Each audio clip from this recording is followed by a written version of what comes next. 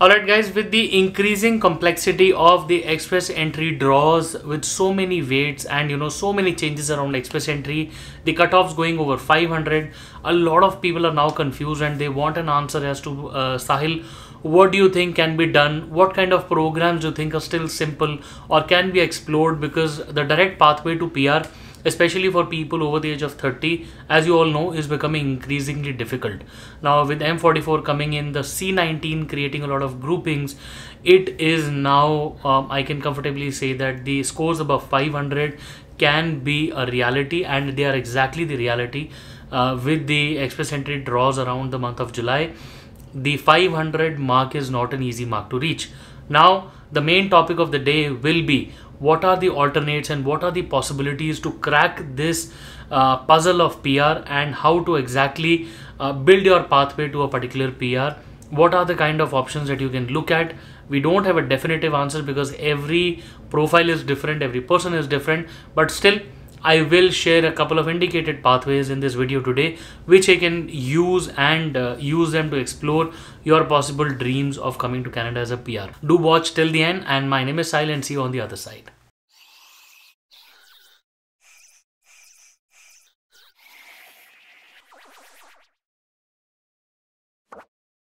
Guys, welcome back once again. My name is Sahil and I'm a regulated Canadian immigration consultant and I practice in Ontario.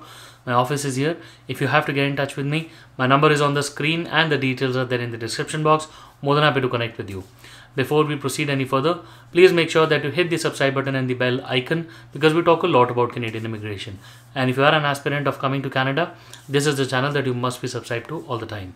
So guys, today's topic and today's video is extremely important because, as you already know, the express entry draws are just around the corner.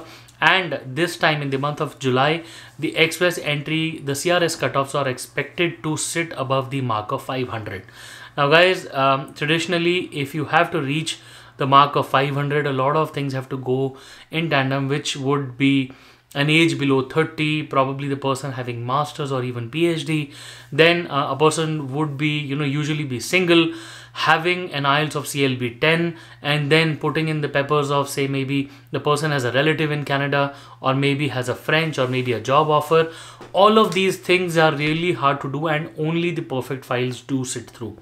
During COVID-19, a lot of people went into preparing for French, and that is why you are seeing all of these scores above 500. Lot of PNPs have also happened in the past, and that is why you have seen a lot of PNP draws. But we are talking about the other major chunk of population where it is a very hard nut to crack to even reach the 480 mark. Now this video, we will specifically talk about those people who are sitting around the 470, 60, 430, 440 or even lower than that. Guys, what is it that you can explore? What are the possible options that you can look at? Now guys, I personally think that you can look at the Bill C19 and the M44 and the other mandate letter that was issued early in the year 2022. There is a big learning that you can derive out of those three big events that happened, or the big three announcements. Those happened, and all the other announcements that have been happening in this particular year, and obviously during COVID as well. Now all of them have been pointing towards the increasing importance of retaining talent that has Canadian experience. In a nutshell, Canada is now moving towards Canadian experience class people, and they want these people to stay back. If you just look at motion 44, that also talks about retaining people who have Canadian experience in the specialized sectors. Bill C19 also talks about groupings, and they want to retain people who have say for example truck drivers, or maybe any other, say, office admins, but they want to create groupings and then sort of give out the draws, right? And if you look at the mandate letter, Justin Trudeau himself mentioned that IRCC should look at creating specific pathways and then try to retain the Canadian experience. The immigration minister Sean Fraser also very recently came out in an interview and said that we are working on a permanent solution to end this issue where the Canadian experience people are leaving Canada. So they are trying to bring out the program, a new program, a permanent solution where they can retain these people. It is not the TR to PR, but it is going to be a new solution which is going to be a permanent program.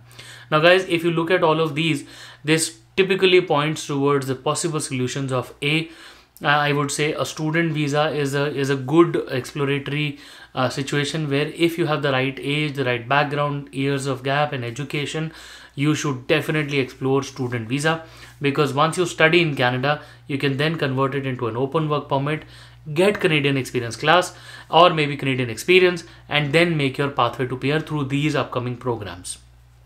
If you have an employer in Canada and if you get a job offer through an LMIA or maybe an LMI exempt position, then also you should consider heavily in coming to Canada, especially for people who are sitting over the age of 30, 32, 35. Guys, when student visa becomes difficult for you, possibly the temporary foreign worker program could be one of the best solutions for you guys. Okay, the third option that I think, or comes to my mind off the top of my head, would be the PNP programs based on job offers. Now guys, as you already know, that the PNP programs without job offers are not that great to rely on always, because they're sort of probability based, luck based and all of these situations. But a PNP job offer based situation or a program, for example, the Alberta Tech, the recent program that was launched, the BC Tech pilot or the BC Skills program.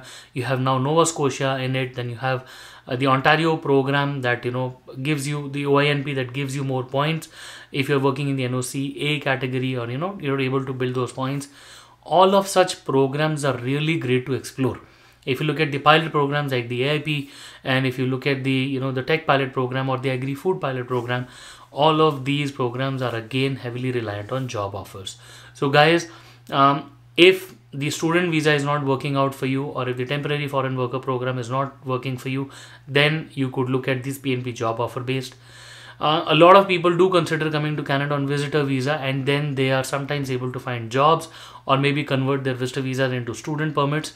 It is upon you people. If you want to come to Canada and explore for some time, I will leave that to you. But yes, if you are a visitor in Canada, if you're already visiting here, and if you happen to get a job, you can get an LMIA from the employer and convert it into a work permit.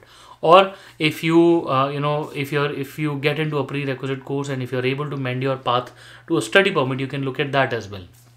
But overall guys, overseas, while you're sitting, it is now abundantly clear that the programs are becoming tougher by the day. But Canada is now looking at exploring, or rather more looking towards retaining people who have Canadian experience. And the way to get these temporary residents are through the temporary resident visas are in three categories usually: the visitor, work and study. So it clearly marks down: visit, work or study in Canada. Through these programs, through these three categories, get Canadian experience.